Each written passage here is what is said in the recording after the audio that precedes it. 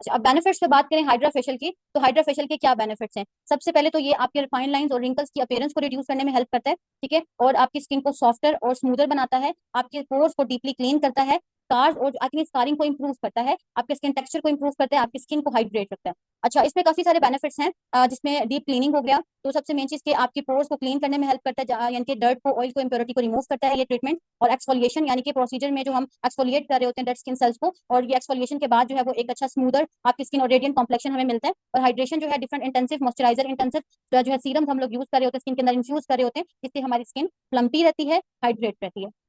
उसके बाद इसमें एंटी एजिंग का भी ये है कि ये ट्रीटमेंट, जैसे कि मैंने आप लोगों को बताया था कि रेडियो फ्रीक्वेंसी और अल्ट्रासाउंड जो है वो प्रॉप टूल के साथ हम लोग क्या करते हैं कि फाइन लाइंस की जो है लाइक अपीयरेंस है उसको डिक्रीज करने में हेल्प करता है ये ट्रीटमेंट भी। और जो है जैसे कि इसके अलावा ये आपकी स्किन को इवन टोन, यानी कि आपकी स्किन के टोन को जो है वो इवन आउट करता है, यानी कि स्किन का टेक्सचर टोन को इंप्रूव करने में हेल्प करता है, और हाइपर पिगमेंटेशन की जो है अपीयरेंस को रिड्यूस करने में भी जो है वो काफी हेल्प करता है। उसके बाद जो है इसमें मजीद भी है कि ये इसका कोई मिनिमल डाउन टाइम, यानी कि सब कोई, क्योंकि ये इन्वेसिव प्रोसीजर है तो इसमें कोई भी इसका डाउन टाइम नहीं है, यानी कि आपको कोई स्पेसिफिक कोई पीरियड या नीड जो केयर की नीड नहीं है। लेकिन इसकी आफ्टर केयर ये यही होती है कि बस आपने 24 घंटे तक जो है एक अच्छा सा मॉइस्चराइजर यूज करना है, आपका हीट एक्सपोजर नहीं होना चाहिए, आपका सन एक्सपोजर ज्यादा नहीं होना चाहिए। अगर किसी ना किसी रीजन आपको कोई ना कोई रीजन रही है और आपको ये यानी कि आपका हीट एक्सपोजर हो रहा है या सन एक्सपोजर हो रहा है, तो आपने जो है वो सनब्लॉक लाजमी वेयर करना है। ये आपको आगे बताएंगे आफ्टर केयर इसकी, लेकिन ऐसा जिसका कोई डाउन टाइम नहीं होता कि आपने एक हफ्ते तक ये नहीं करना, जैसे मैंने आप लोगों को बताया। ठीक है, और ये प्रोसीजर सुटेबल है ऑल टाइप की स्किन के लिए, बहुत इफेक्टिव रहता है। यानी कि सेंसिटिव स्किन के लिए भी ये काफी ज्यादा सुटेबल है, क्योंकि हम लोग इसमें जो है वो सेंसिटिव स्किन के लिए जो प्रोडक्ट इस्तेमाल करते हैं वो काफी हेल्प करते हैं ऐसी स्किन को स्मूथ करने में। इसके अलावा ये ट्रीटमेंट कस्टमाइजेबल है, यानी कि आप इसमें कस्टमाइज कर सकती हैं, यानी कि आप अपने पेशेंट की, यानी कि टेलर ट्रीटमेंट आप इसको कह सकते हैं, आप अपने जो है पेशेंट की नीड, उसकी स्किन टाइप, स्किन कंसर्न के अकॉर्डिंग इस जो है फेशियल को, इस प्रोसीजर को आप क्या कर सकती हैं, कस्टमाइज कर सकती हैं। जैसे एक्नी है और यानी कि एक्नी है और रोजेशा, जैसे मैंने अभी आपको बताया था, अगर मिनिमल है तो हम लोग कर सकते हैं, लेकिन स्वेयर है तो हम नहीं कर सकते। जैसे एक्नी के लिए हो गया,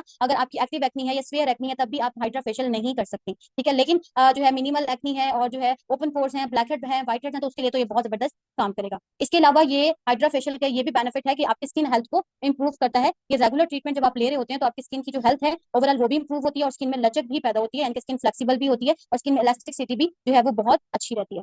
तो अगर आप देखेंगे इस पिक्चर में, अगर आप देखें तो आप देख सकते हैं कि ब्राउन स्पॉट रिमूव होते हैं, यानी कि उनकी अपीयरेंस रिमूव होती है। अच्छा, उसके बाद क्या होता है, स्किन टेक्सचर एनहांस होता है, ठीक है। इनलार्ज पोर्स क्या है कि वो आप, यानी कि इनलार्ज पोर्स के लिए भी अच्छा काम करता है, इलास्टिसिटी को भी इंप्रूव करता है, अनइवन यानी कि अनइवन पिगमेंटेशन को, यानी कि आप पिगमेंटेशन की अपीयरेंस को रिड्यूस करते हैं, अनइवन टोन को क्या करता है, इवन आउट करता है, नेचुरल ग्लो देता है आपकी स्किन पर, एक्सेस ऑयल और डेड सेल्स को रिमूव कर देता है, और आपकी टोन को इवन करता है, ठीक है। अच्छा, उसके बाद नेक्स्ट जैसे कि आपकी जो है वो एक्नी को भी क्लियर करता है, क्योंकि इसमें एक्नी, अब वो स्पेयर एक्नी की बात नहीं करी, यानी कि एक्नी वो जैसे कि ब्लैक हेड्स हो गए, माइल्ड एक्नी कह दे, मॉडरेट एक्नी कह दे, जिसमें जो है हमारे पास व्हाइट हेड्स, ब्लैक हेड्स आ जाते हैं, क्योंकि डीप एक्सफोलिएशन हो रही होती है ना, तो स्किन पे ये हेल्प करता है आपके पोर्स को जो है ग्लॉक पोर्स में आपकी क्या करता है कि एक्सफोलिएशन करता है और रिमूव करता है आपकी डेड स्किन सेल्स को आपकी स्किन सेल्स में से, ठीक है। उसके बाद आपकी जो है वो लाइक पोर्स क्लीन हो जाते हैं, तो इसका मतलब ये है कि आपकी जो लाइक माइल्ड एक्नी है उसको क्लियर करता है, और स्कार्स की जो अपीयरेंस है उसको भी क्या करता है, मिनिमाइज करता है।